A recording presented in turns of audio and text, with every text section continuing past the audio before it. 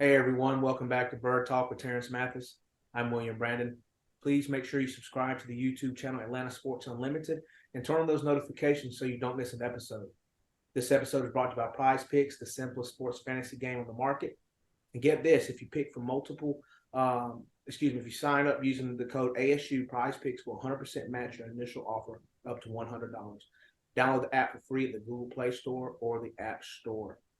Well, Terrence and I were on a holiday vacation, and while we were away, a lot has happened with the Atlanta Falcons and in the NFL, but none bigger than Damar Hamlin collapsing on the field Monday night from a collision that resulted in cardiac arrest.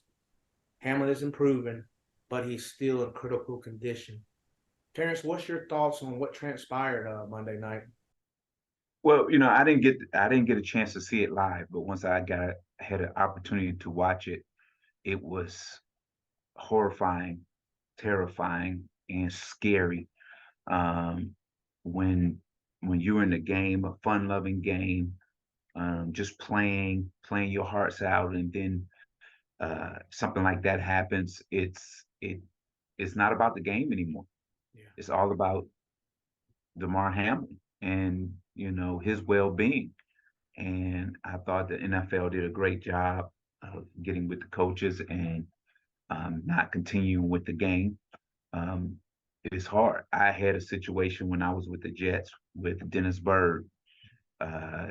He got hit, got paralyzed, and we're on the sidelines praying and crying whatsoever.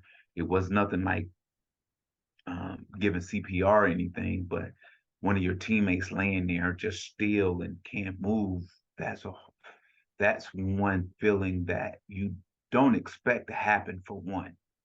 And two, when it does, it's shocking and it really it really messes with your psyche a little bit, because but in that game we returned to play and How was that for you? that was awful. And, I think we end up losing that game, but our hearts and our thoughts and our minds and our prayers was on Dennis Bird at the time.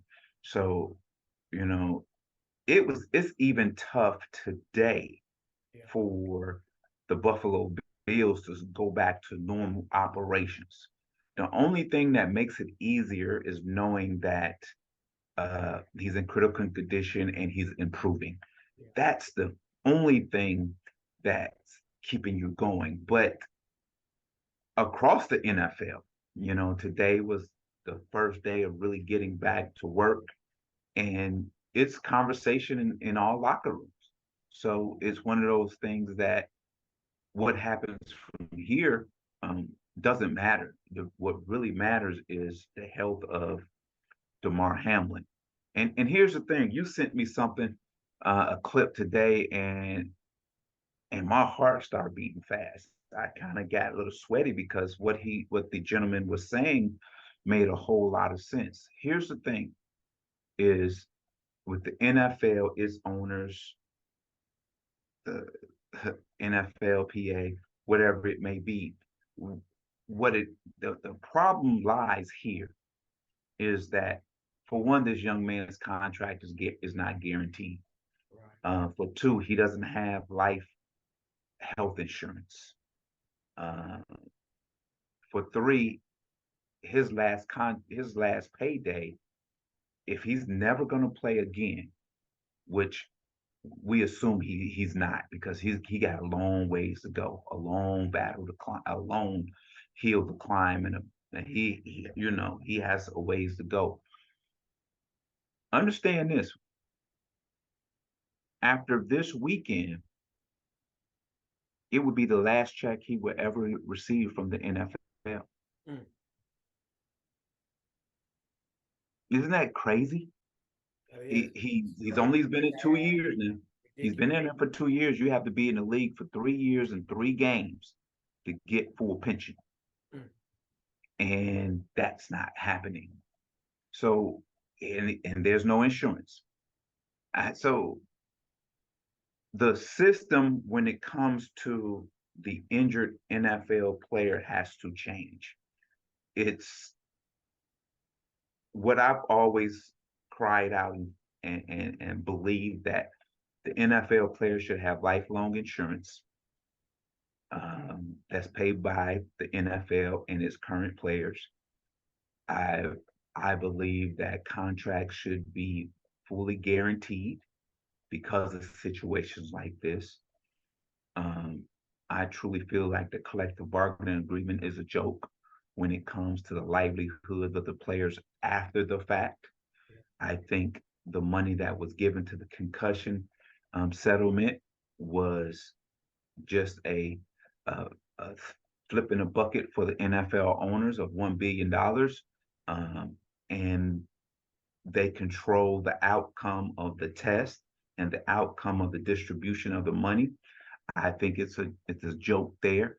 Um, a lot of things came up over the last few days concerning the well-being of not only DeMar Hamlin, Yeah. but those who've already been through it, who's already hurting, who need knee replacements, hip replacement, shoulder replacement, home care, um, mental care, all those things. And the reason why the NFL players suffering is because of the NFL and its owners do not want to pay for that athlete who made them billions of dollars. So it's a I didn't want to start the show like that, but I wanted to get that uh let you understand that yeah, the NFL is going to say all the right things. Our prayers and our wishes are with DeMar Hamlin and his family, and we hope for the best. And this. But what are you going to do for the young man? What are you going to do for the young man? What is it? You're right. They haven't, like, you would think they would come out and say, hey, his family will never have to worry. They won't Mm-hmm. have to worry again about him financially, medically, anything. We, as the NFL or the Buffalo Bills, are going to take care of the situation. But Right, you're right, no one said any of that. right, It's just thoughts and prayers. But right. like you say, football will go back to normal. Time will Yes, go on. People forget. And yes, then this guy, his family's forever impacted. right, Forever. right. Exactly. And then we always talk about the NFL as a revolving door business. Mm-hmm. You just going around in circles, and then when it's your time to exit, guess what? The next guy jumps in, and it just keeps going. It just keeps going. It just keeps going. And at the end of the day, like the gentleman was saying in the one piece that you sent me, they've cut pension, they cut disability pay, and I don't understand why. I don't understand. Well, I do understand why. Is more money in their pocket.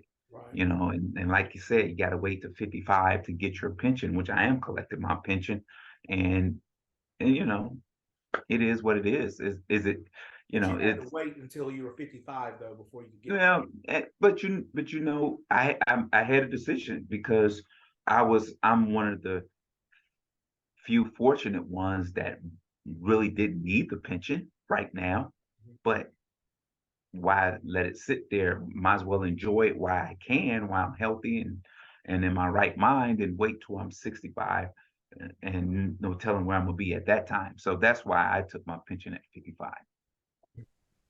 Just to get a slightly little bit personal.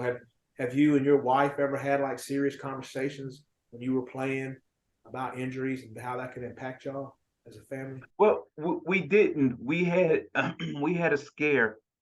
Um, I think it was 2001 or 2000. We were up in Green Bay.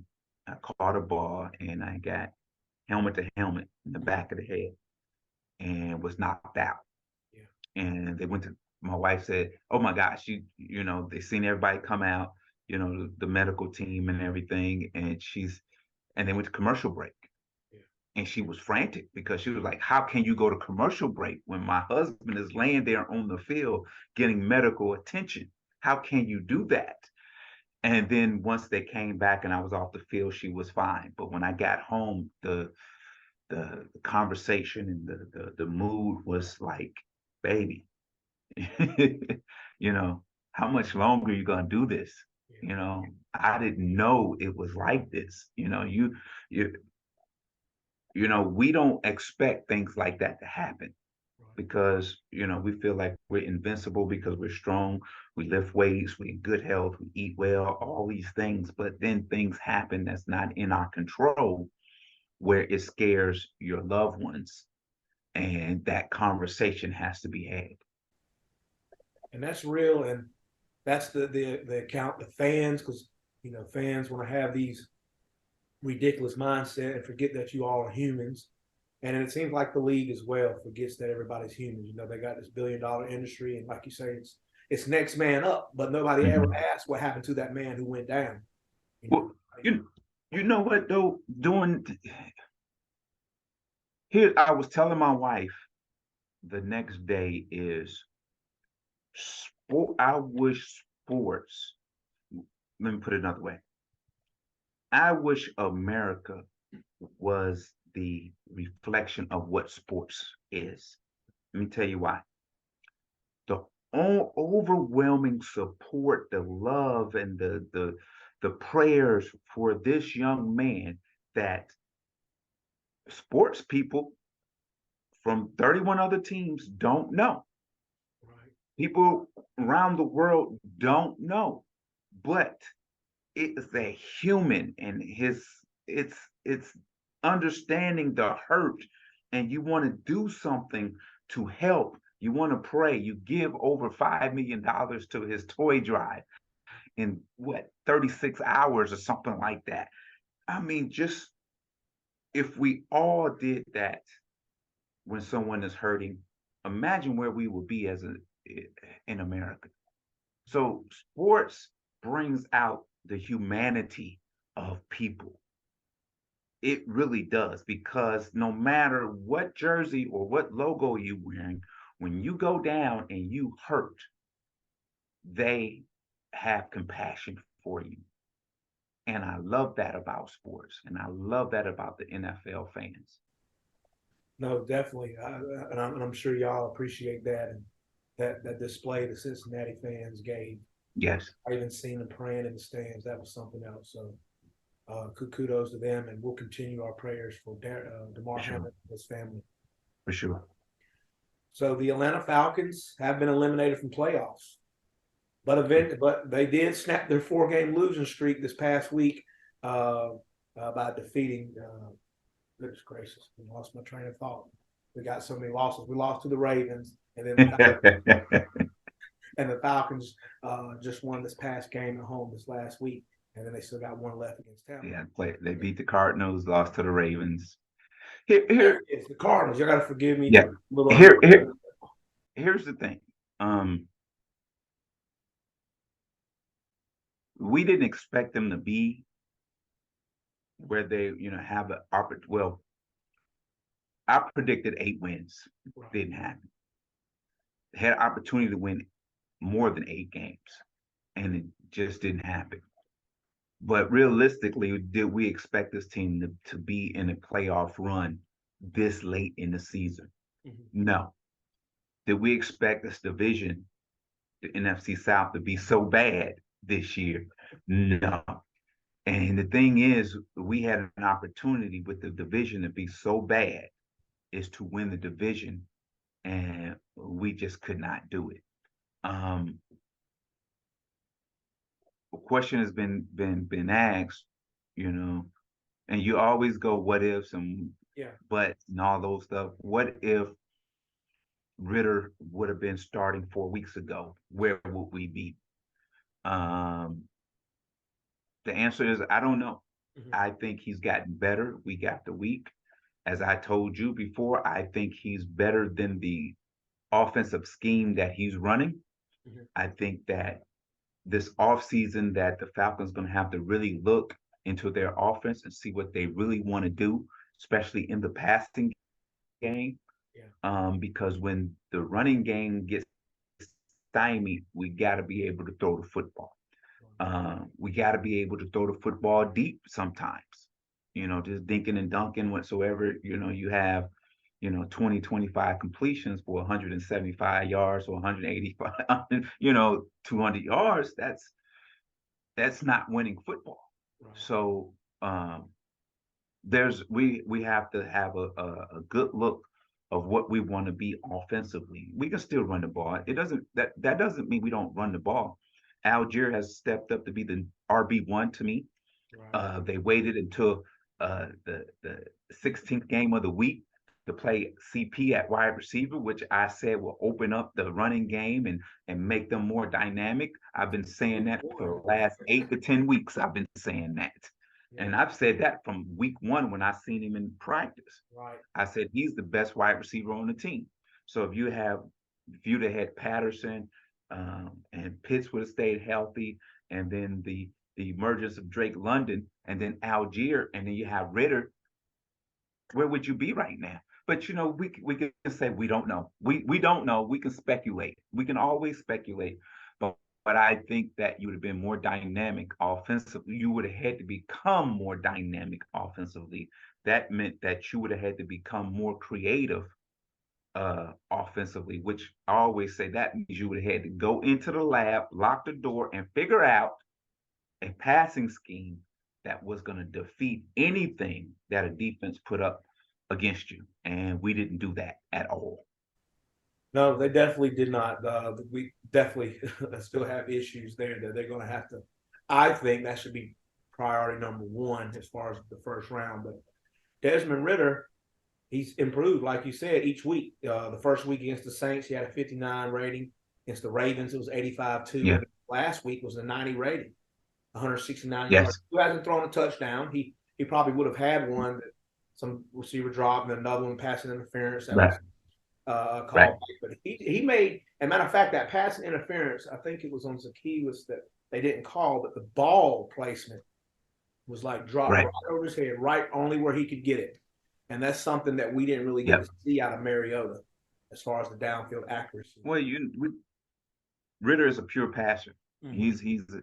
He's a true quarterback. He can stand in the pocket and throw it. He can move it, throw it on the run. He's complete when I say to that aspect, but he's not quite where he needs to be right now. And that's going to take another offseason whatsoever. And here's the thing. Now that you have your rookie quarterback with some treads on his tire, and he's gotten better, and we'll see how good he really is against this Tampa Bay team, which I expect them not to play their starters much because they already in the playoff. They can't go any higher than what they are. They can't. Looks like they're going to play the Cowboys, but Todd Bowles said they will play, including Brady. He said they want to keep their foot on the gas. Okay. Well, now we'll see against a team like this, how he will perform. You're always good as your last game. So we're gonna see how this happens. I hope the young man throws for 300 plus yards and 3 touchdowns, and we win the football game. I want to see London get over 100 yards receiving. Nice. I want to see a receiver catch a ball 30, 40 yards downfield in stride. I want to see that. And of course, we're going to see Algier and our dominant running game. And then I want to see a defense that's opportunistic and get some turnovers and make some plays and whatsoever. Here's the thing. Let's not keep the game close. Go out and you have nothing to lose. Just let your hair down and let it fly. At the end of the day, you're going to restructure some things anyway. So just go ahead. You're not playing for your job. And you're not coaching for your job. You're going to be here. So just figure out with a good game plan that can just excite this crowd and everybody has a good feeling of where we're trying to be, where we're trying to go, and what we're trying to be going into next season. Right. And like I said, if Tom Brady plays the Atlanta Falcons, this might be your last opportunity to exact vengeance. You've never beaten Tom Brady's team. And who knows if he's going to retire or play somewhere else that we may not play him again. So maybe that's a little. Tom Brady going to play until he's 50. He's going to play until he's 50. No, you know what? I'm one of those. If you still have it, keep going. If you still have that fire and that passion, keep going until they tell you He's gonna make it to the you have to pension go. line. So he's gonna play until he gets his pension. And and speaking of I know, right? He's gonna be almost there. and speaking of old quarterbacks, a You, lot of people were so we were. Go ahead. no, I was gonna say a lot of You people said were what? trying to compare Matt Ryan and Desmond Ritter. Just a little tidbit: Matt Ryan only threw for 511 at his first 3 games, 511 yards, 2 touchdowns, 2 picks. Ritter 64% compared to Matt's 53%, 484 yards, no TDs, no interceptions. And of course, he's had 2 fumbles, but Matt had one as well. But Right. very similar, very similar. So there's no reason for Atlanta Falcons fans to start talking about Lamar Jackson or drafting a quarterback or drafting a Michigan running back or drafting Texas running back. I've seen it all when the Falcons begin to lose on Twitter. The fans just go crazy. But, I feel like we're okay. Well, we're okay at quarterback. Let's stop talking about that. Yeah. Let's stop trying to recreate a new roster every year. You got to get some continuity somehow in some way. This and again, this team next year, we'll be surprised if they win 8, 9, 10 games next year because it's still a young football team. We're still retooling. We're still trying to figure out what we want to be, especially defensively. We're still figuring out what we want to be. We've seen some flashes of some good plays and good players whatsoever, but we know that we need another defensive lineman, defensive tackle to side grading. We keep talking about edge rusher like we need a guy that's going to make 15 sacks a game. No, we need a guy that makes sure the quarterback doesn't get outside the pocket and make sure he steps up where Grady and that other guy, which we should go get in free agency, when he steps up, he gets hit in the mouth by one of the two. That's what we need from an edge rusher. We need an edge rusher that when they try to run jet sweeps or outside zones, that you go get it. That's the edge rusher. We're not. You're not gonna find a guy that's right now in today's game that's just gonna line up and just beat an offensive tackle week after week and get 16, 17, 20 sacks anymore. I mean, we seen the Watts kid at Pittsburgh do it a couple of years ago, but it's hard, man. It's really hard. But guess how he did it? Yeah, Cam Hayward sitting there. Yeah, he, he had guys sitting there that on the other side that was helping him where they was getting double teamed, and when you get singled up, you better win. So edge rusher, I think we're let's not go spend a whole lot of money on an edge rusher. Let's not do that. Let's not do that right now. We need a safety.